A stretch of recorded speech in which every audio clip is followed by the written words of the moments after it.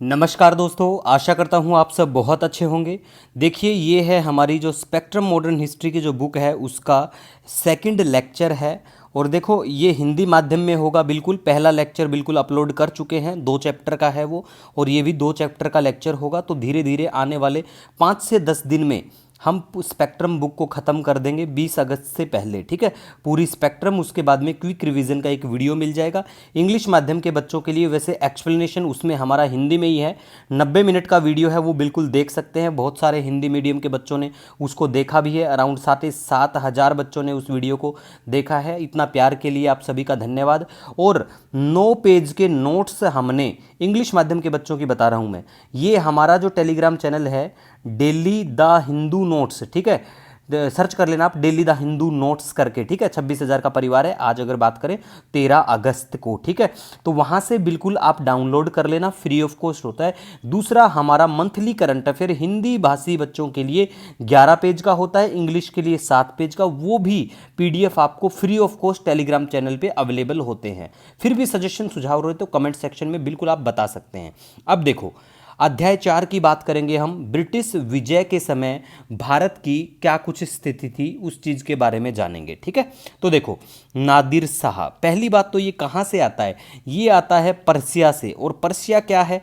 Present जो Iran है उसे पर्सिया कहते हैं। ठीक है, उसे पर्सिया के नाम से ही जाना जाता था। ठीक है, तो ये ईरान का बंदा भारत में आता है, और भारत में आके ये लोग यहाँ लड़ाइयाँ कर रही हैं। तो कमेंट सेक्शन में बताना कि भारत की हमारी क्या कमी रह गई थी कि ऐसे देशों से जो लोग आके हमारे ऊपर आक्रमण करके चले जाते थे, हमारे यहाँ युद्ध करते थे। और आज बताओ, इनकी स्थिति, ईरान की प्रेजेंट डे की स्थिति आप सभी को पता है, तो वो स्थिति के लिए क्या नीतियाँ जिम्मेवार हैं? बहुत इंपॉर्टेंट बनता है ये फॉरेन पॉलिसी के लिए, कि उस टाइम पे तो यहाँ अच्छे अच्छे राजा हुआ करते थे, और आज उनका कुछ है ही नहीं, ना के बराबर वर्चस्व रह गया है ना। दूसरा, करंट अफेयर सेक्शन की बात करें तो देखो, ये ईरान बिल्कुल चर्चा में है, क्योंकि ईरान ने तैयारी करी है। क्या तैयारी करी है? ये लोग अटैक कर सकते हैं इजराइल के ऊपर। मैं नहीं बोल रहा, ऐसा कहना है अमेरिका का। ठीक है भैया, तो आपको ध्यान में रखना है। अब देखो, नादिर शाह जो है, ये मुगल सेना को हराया इसने करनाल में 13 फरवरी 1739 को। ठीक है, और मोहम्मद शाह को पकड़ लिया गया था। अब अगर हम बात करें यहाँ पे अहमद शाह अब्दाली के बारे में, तो देखो, अहमद शाह अब्दाली मराठों को हराया। पानीपत की तीसरी लड़ाई 1761 में होती है, और पानीपत की पहली जो लड़ाई 1526 में होती है, और बाबर और इब्राहिम लोधी के बीच में होती है। इससे फिर मुगल साम्राज्य की भारत में स्थापना होती है। इसका मतलब कौन जीत जाता है, ये बिल्कुल आपको ध्यान में रखना है। इसके बाद हमें पता होना चाहिए, पानीपत की दूसरी लड़ाई 1556 में होती है, अकबर और हेमू के बीच में। हेमू कौन था? देखो, हेमू जो है वो कौन था? सम्राट हेमचंद्र विक्रमादित्य। ठीक है, हिंदू राजा था, नॉर्थ इंडिया, दिल्ली से, है ना। तो ये आपको पता होना चाहिए। और अकबर जीत ये जाते हैं, फिर कारण रहती हैं, हमारी कमियां होती हैं, उस वजह से हम इन शासकों को नहीं हरा पाते हैं। ठीक है, वरना भारत ने तो ऐसे योद्धा पैदा किए हैं। नेक्स्ट हम बात करेंगे अब काफ़ी खान के बारे में। काफ़ी खान ने बहादुर शाह फर्स्ट को शाह ए बेखबर की उपाधि दी थी। वेरी वेरी इंपॉर्टेंट है, ये आपको ध्यान में रखना है। ठीक है, अब बात करें जहांदार शाह के बारे में। देखो, जहांदार शाह जो है, साम्राज्य की वित्तीय स्थिति में सुधार करने के लिए इजारा प्रणाली लेके आता है। कौन सी लेके आता है? इजारा। पूछा जा सकता है कि इजारा सिस्टम कौन लेके आता है, तो ये जहांदार शाह लेके आता है। राजस्व खेती की एक बुरी प्रथा थी जो। ठीक है, तो ये आपको ध्यान में रखना है गाइस। नेक्स्ट हम बात करेंगे फारूक सियार के बारे में। देखो, फारूक सियार जो है, सम्राट को उसके सरदारों ने मार डाला था। ठीक है, यह मुगल साम्राज्य में पहली बार ऐसा हुआ था। ठीक है, और फारूक सियार जजिया और तीर्थ यात्रा कर समाप्त कर दिया गया था, ऐसे करके याद रखो। अब देखो, मोहम्मद शाह ने निजाम उल मुल्क की मदद से सैयद ब्रदर जो थे, सैयद भाई जो थे, उनको मार डाला था। ठीक है, और अकबर द्वितीय ने, आज जो हम बोलते हैं ना राजा राम मोहन रॉय, सती प्रथा कब खत्म करी थी, उस डेट को कमेंट सेक्शन में जरूर बताना। ठीक है, तो अकबर द्वितीय ने राम मोहन राय को राजा की उपाधि दी थी। अकबर द्वितीय, याद रखना, इन्होंने जो आज राजा राम मोहन राय बोलते हैं ना, तो राजा की उपाधि इन्होंने इनको दी थी। ठीक है, अब हम थोड़ा सा बात कर लेते हैं कि भैया उस टाइम पे हम लोग ट्रेड क्या करते थे, आयात क्या करते थे, निर्यात क्या करते थे, है ना। तो देखो एक चीज़ याद रखो, दोनों चीज़ों याद नहीं रहेंगी। तो निर्यात, हमारे देश जाना जाता है किस चीज़ के लिए जाना जाता है, प्यारा भारत। प्यारे भारत में आपको मसाले देखने को मिलेंगे, है ना। मसाला हुआ, गेहूं हमारा, औषधियाँ हमारे यहाँ पे, इंडिगो, अफीम, चावल, इनकी खेती होती थी। तो दो तीन चीज़ों को ऐसे याद रखो कि भाई ये इनका तो भारत गढ़ था मसालों, मसाले तो भारत के आज भी पूरी दुनिया में फेमस है ना। तो दो तीन चीज़ों को याद रखो, ऑप्शन को आराम से एलिमिनेट आप कर पाएंगे पेपर में। ठीक है, अब देखो मुगलों का पतन क्यों हुआ। मुगलों का पतन, उसका कारण है जागीरदारी संकट। इसको कनेक्ट करके रखो कि आज प्रेजेंट डे में जो सरकार है उसकी क्या कमियां रह गई थी कि भैया उनको इतना कम वोट पर शेयर मिला। तो देखो जागीरदारी संकट, इससे क्या कह सकते हो आप, कमेंट सेक्शन में बताना। मैं बोलूँगा तो बोलोगे कि आप प्रो गवर्नमेंट हो, है ना, ऐसा सब बोलने लग जाते हैं बच्चे। लेकिन देखो हम क्या हैं, हम तो प्रो स्टूडेंट हैं, आप सभी के लिए यहाँ पे हैं। ठीक है, औरंगजेब की धार्मिक नीतियाँ थी, आर्थिक एवं प्रशासनिक समस्याएं भी थी, और उत्तराधिकार का युद्ध चला हुआ था। ईरानी दुरानी राज्यों के द्वारा आक्रमण भी स्टार्ट हो गया था। इसी वजह से फिर मुगलों का पतन हो गया था। देखो किसी भी चीज़ का पतन होता है तो कुछ कारण होते हैं। जैसे जैनिज्म बुद्धिज्म क्यों आता है भाई, कुछ खामियां लगी होंगी प्रेजेंट जो धर्म चला था, रिलीजन जो पंथ था उसमें, तभी तो दूसरे लोग इस्टेब्लिश करेंगे। अब कल परसों मैंने एक बार देखा था कुछ ऐसे कुछ नाम नहीं लेना चाहूँगा, वो किसी पार्टी से संबंध रखते हैं, इसीलिए उस भाई ने पूरा भारत माता का जो नक्शा है ना उसको पूरा भगवा कर रखा, भगवा नहीं माफ़ी चाहता हूँ, नीला कर रखा था। तो देखो ऐसा गलत है, हमारा प्यारा भारत है, विविधता में ही देखो एकता है। तो इन सब चीज़ों को आपको नहीं देना है ना, नहीं देखना, ऐसी चीज़ों को ध्यान नहीं देते हैं। वो मूर्ख लोग हैं, दिमागी, वो राजनेता, वो आपके वोट बैंक के लिए काम करते हैं, वो पब्लिक को लड़ा के ऐसा करके अपना उल्लू साधते हैं। ठीक है, तो उन चीज़ों पर ध्यान नहीं देने हमें। ठीक है, नेक्स्ट हम बात करेंगे जुल्फिकार खान के बारे में। देखो जुल्फिकार खान जो है दक्कन में स्वतंत्र राज्य का विचार लेके आते हैं, इंडिपेंडेंट किंगडम। ठीक है गाइज, अजीमाबाद, अजीमाबाद फारसी भाषा, पर्शियन एजुकेशन का प्रसिद्ध केंद्र था। ठीक है, असाफुद्दौला के बारे में बात करें, लखनऊ में 1784 में ये बनाते हैं बड़ा इमाम बारा। कई बार देखो हरियाणा सिविल सर्विस में एक बार पूछा गया था कि ये जो है इसकी डेट पूछी गई थी कि कब है। तो ये चीज़ों को ध्यान रखना आपने, किसने बनाया, कहाँ पे बनाया, डेट क्या है ना, इन चीज़ों को ध्यान रखना है। अब हम बात करेंगे आगे कुछ क्षेत्रीय जो साम्राज्य थे उनके बारे में बात करेंगे। देखो जैसे हैदराबाद काफ़ी फेमस था। ठीक है, ये एक स्टेट के प्रीलिम्स एग्जामिनेशन में पूछा गया था, अंतिम नवाब और फर्स्ट नवाब पूछ लेते हैं। ठीक है, तो ये वेरी वेरी इंपॉर्टेंट बनता है। स्पेक्ट्रम जो आपकी चहेती बुक है उसमें इतना ज़्यादा मेंशन नहीं कर रखा है। ठीक है, आजकल वो कर दे इन ट्रेंड को, क्वेश्चनों को समझ के अपडेट के नाम पे। देखो एक बात बताता हूँ मैं बहुत अच्छी यहाँ पे, ये जो बड़े बड़े पब्लिशर, बड़े बड़े बिजनेसमैन है ना, जैसे लक्ष्मी हुआ, स्पेकू हुआ, है ना, ये पता क्या करते हैं, जैसे 2024 का आपका प्रीलिम्स का पेपर है। ठीक है, आपने पेपर दिया, ठीक है, जब वो क्वेश्चन आ जाएंगे ना तो ये लोग, जैसे पेपर आपका मान लिया जून में हुआ है 2024 का प्रीलिम्स, यूपीएससी की बात कर रहे हैं, तो फिर पता है बच्चों को अपनी तरह लुभाने के लिए ये लोग अपनी बुक में अपडेट देंगे। कब देंगे, ये देंगे दिसंबर में, और उसमें क्या ऐड कर देंगे, इस बार जून में जो क्वेश्चन पूछे गए हैं मॉडर्न हिस्ट्री के और इनके पुराने वाले एडिशन में नहीं मिलेंगे, वो आपको नए एडिशन में लेकिन मिलेंगे। तो नया बच्चा जब नया एडिशन पढ़ेगा तो कहेगा अरे वाह, इनको इनके बुक से सारे सवाल आ रहे। तो ऐसे ट्रैप से भी बच के रहो और एनसीईआरटी इन चीज़ों को बेसिक मान के अच्छे से पढ़ाई करो, है ना। लेकिन काफ़ी अच्छी बुक है, एक जगह मिल जाता है सारा कुछ। ठीक है, दूसरा अब देखो इंपॉर्टेंट क्या है, हैदराबाद जो है, हैदराबाद में ये देखो आपको पता होना चाहिए, निजामुल मुल्क था पहला। ठीक है, तो ये पता होना चाहिए, इनका ही नाम है ये कमरुद्दीन खान, अलग नहीं। मैंने इसलिए मेंशन किया कि बच्चों को ध्यान में रखना है, इनके ही नाम थे ऐसे। ठीक है, हैदराबाद का आखिरी के बारे में बात करें तो कौन था? उस्मान अली था। अब अवध की बात करें, अवध के नवाब कौन थे? पहले सादत खान थे। और जो अंतिम बात करें, वाजिद अली शाह।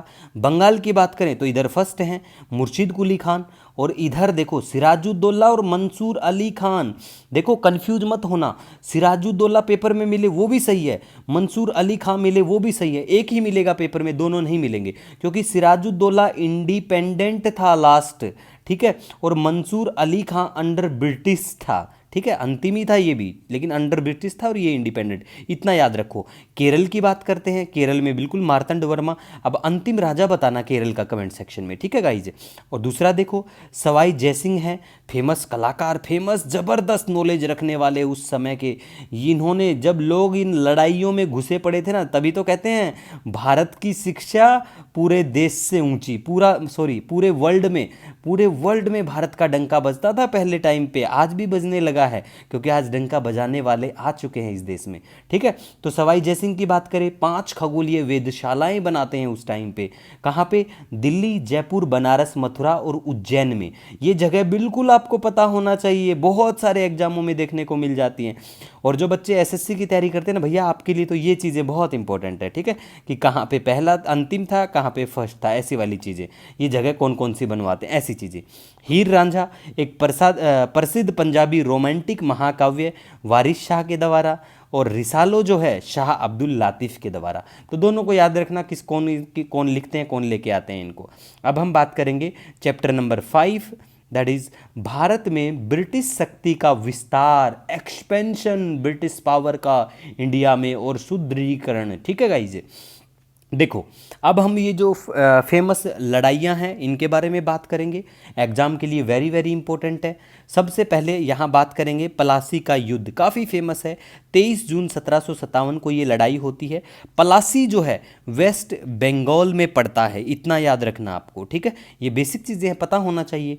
अंग्रेजों ने, और ये लड़ाई क्यों होती है, देखो अंग्रेजों ने नवाब की अनुमति के बिना ही कलकत्ता का जो किला था उसकी किलेबंदी कर दी थी, है ना, तो गुस्सा तो आएगा ही। तो सिराजुद्दौला ने फिर क्या किया, ब्लैक होल त्रासदी कर दी। उसमें क्या हुआ, उसमें हुआ कि 146 के आसपास अंग्रेजों को कैद कर लिया गया, बहुत सारे फिर उसमें मारे गए। तो इस वजह से भैया उस टाइम पे कौन था, रॉबर्ट क्लाइव, तो वो ऐसे थोड़ी करेगा, मरने थोड़ी देंगे, जलन तो होगी, अपने लोगों को ऐसे टांगा जाएगा, और भारत के लोगों के द्वारा यहाँ पे, ठीक है, मतलब भारत में ऐसा करोगे अंग्रेजों के खिलाफ। तो फिर रॉबर्ट क्लाइव ने मीर जाफर, जगत सेठ और ओमी चंद, देखो नाम देखो आप, यहाँ तो मीर जाफर है, बाद में देखो जगत सेठ, ओमी चंद, हमारे ही लोग, इनके साथ मिलके गुप्त गठबंधन बनाते हैं। फिर क्या होता है, सिराजुद्दौला को पकड़ लिया गया, उसकी हत्या कर दी गई, और मीर जाफर को फिर बना दिया गया बंगाल का नवाब, है ना। तो फिर क्या कहा जाता है, इस लड़ाई ने बंगाल में अंग्रेजों की सैन्य सर्वोच्चता की स्थापना और भारत में ब्रिटिश साम्राज्य की नींव रख दी, ठीक है, तो ये लड़ाई याद रख लेना। उसके बाद में बात करेंगे हम बक्सर का युद्ध। देखो बक्सर पड़ता है बिहार में, ये आपको याद रखना है। बक्सर का युद्ध 22 अक्टूबर 1764 को होता है, और क्यों होता है, कंपनी जो होती है, कंपनी का मतलब यहाँ पे आए तो ब्रिटिश समझ जाना, कंपनी के दस्तक के दुरुपयोग के कारण कर राजस्व को हानि हुई और ये लड़ाई हुई। पता चले भाई राजस्व बहुत कम है, पता चला करप्शन चल रहा है, ये सब चल रहा है, तो फिर लड़ाइयाँ ये होती हैं, ठीक है। कैसे होती हैं, मीर कासिम और अवध के नवाब और शाह आलम सेकंड को अंग्रेजों ने हरा दिया, तीनों को हरा दिया, क्योंकि भाई ये तीनों ही इसमें शामिल लिप्त थे, ये सब लड़ाइयाँ होती हैं, इनको हरा दिया अंग्रेजों ने। फिर क्या कहते हैं अंग्रेज खुश हो जाते हैं, और क्या कि इसमें केवल नवाब ही नहीं बल्कि मुगल बादशाह की भी इस युद्ध में हार जाते हैं, तो मुगल बादशाह को भी हरा दिया, ये कहा जाता है, ठीक है। अब बात करते हैं बंगाल के बारे में थोड़ा सा और। देखो बंगाल में दोहरी शासन प्रणाली, द्वैध सिस्टम जिसको कहा गया, 1765 से 72 तक ये रहता है, और इसकी शुरुआत रॉबर्ट क्लाइव करते हैं और समाप्ति कौन करता है, वारेन हेस्टिंग्स 1772 में। द्वैध शासन में क्या होता है कि भैया 2 लोगों का शासन होगा, एक तो कंपनी का और एक नवाब का होगा। नवाब को तो यहाँ पे सिर्फ नवाब के नाम पे सिर्फ नापा गया है, अधिकार तो कंपनी के पास ही थे सारे, जिसमें दीवानी और निजामत कंपनी के नियंत्रण में आ गए। भैया देखो, कंपनी के पास राजस्व आ गया, पुलिस और न्यायिक कार्य आ गया, फिर नवाब को तो नाप ही दिया और क्या मिल गया। ठीक है, अब बात करते हैं कुछ फेमस वॉर होते हैं, लड़ाइयाँ होती हैं। जैसे प्रथम एंग्लो मैसूर वॉर की बात करें, 1767 से 69 के बीच में होता है। निज़ाम, मराठा और अंग्रेज, ठीक है, निज़ाम, मराठा और अंग्रेज, ठीक है, हैदर अली के विरुद्ध जुटे हुए थे, एकजुट हो गए थे। ठीक है, और इस युद्ध का निष्कर्ष तो नहीं निकलता है, लेकिन मद्रास की संधि फेमस है, 1769, 1769 में होती है, याद रखो। ठीक है, अब दूसरा एंग्लो मैसूर वो युद्ध होता है 1780 से 84 में। इसमें हैदर अली जीत जाता है। क्यों? क्योंकि इस बार इसका साथ निज़ाम मराठा देते हैं। ठीक है, इसलिए जीत जाता है। और मैंगलोर की संधि 1784 में होती है, और प्रत्येक पक्ष ने अपने क्षेत्र जो जीते थे वो वापस दे दिए। क्यों दे दिए? अंग्रेज हार गए ना, तो अंग्रेज कुछ ना कुछ यहाँ भी अपनी उल्लू सीधा करेंगे, तो इसीलिए। ठीक है, हमारे लोग बहुत शरीफ थे। ठीक है गाइस, अब बात करेंगे उसके आगे हम लोग तृतीय, जो तीसरा एंग्लो मैसूर वॉर 1790 से 92 में होता है। ट्रीटी ऑफ सेरिंगपट्टनम की संधि 1792 फेमस है ये भी। ठीक है, 1790 में टीपू ने अंग्रेजों को हराया, लेकिन बाद में कॉर्नवालिस के नेतृत्व में वह सफल नहीं हो सका, भारी नुकसान हुआ था उनको। तो ये संधि जो है ये तीसरे एंग्लो मैसूर से संबंधित है, तो याद रख लेना। ठीक है, मैच ऑफ द फॉलोइंग में पूछा जा सकता है। अब बात करेंगे हम चौथा जो एंग्लो मैसूर युद्ध होता है 1799 में होता है। टीपू की हार हो जाती है। कारण होता है युद्ध का कि टीपू जो है वो फ्रांसीसियों के साथ बढ़ती उसकी दोस्ती। देखो, कई बार ऐसा होता है ना कि मान लिया आपके पड़ोस में आप कहीं रहते हो, आप किसी से बोलने लग गए और उसकी उससे लड़ाई है, तो उसको तो बुरा लगेगा ना कि भैया ये इससे क्यों बात कर रहा है ना। तो वही बात होती थी, इनको लगता था कि भाई ये फ्रांसीसियों के साथ में क्यों मिल रहा है, तो यही इसमें मेन कारण था। और अंग्रेजों की वही पहले वाली बात, घर का भेदी लंका ढाए, मराठों और निजामों ने अंग्रेजों की मदद की थी। ठीक है, इसीलिए टीपू हार गया। अब मराठाओं की बात करें, वेरी वेरी इंपॉर्टेंट है ये लाइन भी, याद रख लेना। मराठा, जैसे मराठे कहाँ कहाँ थे? बड़ौदा में थे, नागपुर, इंदौर, ग्वालियर, पूना। गायकवाड़ जो है बड़ौदा में, भोंसले जो है नागपुर, होलकर जो है वो इंदौर में देखने को मिलेंगे, सिंधिया ग्वालियर में, और पेशवा पूना में। ठीक है, अब जो एंग्लो मराठा वॉर होते हैं उनके बारे में बात करते हैं। देखो, पहला एंग्लो मराठा युद्ध 1775 से 82 में के बीच होता है, और ट्रीटी ऑफ सालबाई जो है, सालबाई की संधि 1782 में होती है। ये फेमस है, तो याद रख लेना। ठीक है, इसमें मराठा जो हैं स्कोर्च्ड अर्थ पॉलिसी, झुलसी हुई धरती की नीति अपनाते हैं। एक इसमें क्या करते हैं, ये खेतों को जला देते हैं और कुओं में जहर मिला देते हैं। अरे ताकत और दिमाग था हमारे लोगों के पास भी। ठीक है, लेकिन 1779 1779 तक अंग्रेजों ने आत्मसमर्पण कर दिया था और वाडगांव की संधि पर हस्ताक्षर कर दिए थे। लेकिन बाद में वारेन हेस्टिंग्स ने इस संधि को अस्वीकार कर दिया था कि हम नहीं मानते इसको। भारत के लोगों के साथ यही देखने को मिला है। उसके बाद में बात करेंगे दूसरा जो एंग्लो मराठा वॉर होता है। ठीक है, एंग्लो का मतलब अंग्रेज समझ जाओ। ठीक है, 1803 से 5 के बीच में होता है। ट्रीटी ऑफ बेसिन की संधि 1802 में होती है। इसमें भोंसले की हार, देवगांव की संधि 1803, सिंधिया की हार, सुरजियानजगांव की संधि 1803, होलकर की हार, राजपुर घाट की संधि 1806। देखो, जिससे भी हारो उसके साथ ट्रीटी करो, संधि करो, और उसको बता दो कि कोई बात नहीं, हार गए लेकिन तुम हमें ये दे दो, इतना पैसा। यही इनकी नीति रहती थी। तीसरा जो वॉर होता है मंदसौर। ठीक है, इसमें ट्रीटी होती है मंदसौर की, फेमस है 1818 में होलकर के साथ में। ग्वालियर में आपको पता है सिंधिया रहते हैं। पूना की संधि पेशवा के साथ में रहती है। तो 1817 से 1819 के बीच में होता है, इतना याद रख लेना। ठीक है, सबके साथ साथ अलग अलग संधि करेंगे, सबको फंसाएंगे अपने जाल में, यही अंग्रेज करते थे। ठीक है, अब बात क्या है, होलकर जो हैं अंतिम मराठा थे जिन्होंने 1818 में सहायक गठबंधन सब्सिडरी अलायंस स्वीकार किया। अब कमेंट सेक्शन में आपको बताना है सब्सिडरी अलायंस कब स्टार्ट हुआ था, बताना कमेंट सेक्शन में, और इसको कौन लेके आया था। अदरवाइज जब एंड का टाइम रहेगा स्पेक्ट्रम का, तब तो हम लोग सब डिस्कस कर लेंगे, क्योंकि रिवीजन में सब कुछ आपके पास होगा, टेंशन नहीं लेना है। ठीक है, अब दूसरा है डॉक्ट्राइन ऑफ लैप्स। कौन लेके आता है ये आपको बताना है। सबसे पहले डॉक्ट्राइन ऑफ लैप्स की शुरुआत कौन करता है, कहाँ पे करता है, कोशिश करना जानने की, बहुत इंपॉर्टेंट है, ठीक है।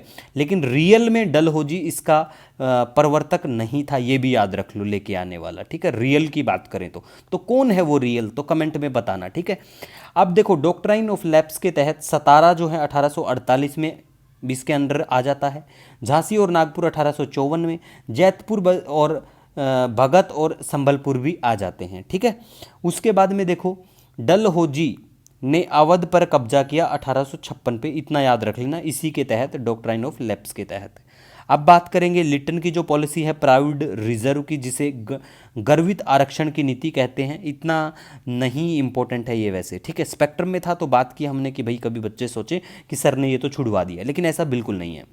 अब बात करेंगे गंडमक की जो ट्रीटी है, ये ट्रीटियाँ बहुत इंपॉर्टेंट है, याद रखना, बहुत बार पीसीएस के एग्जाम में डायरेक्ट यहाँ से क्वेश्चन देखने को मिल जाता है। गंडमक की संधि 1879 में अफगानों के साथ में ये करते हैं।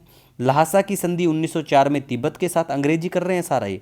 सगोली की संधि 1816 में नेपाल और ब्रिटिश के बीच, ठीक है, और नेपाल ने सिक्किम से अपना कब्जा वापस ले लिया था।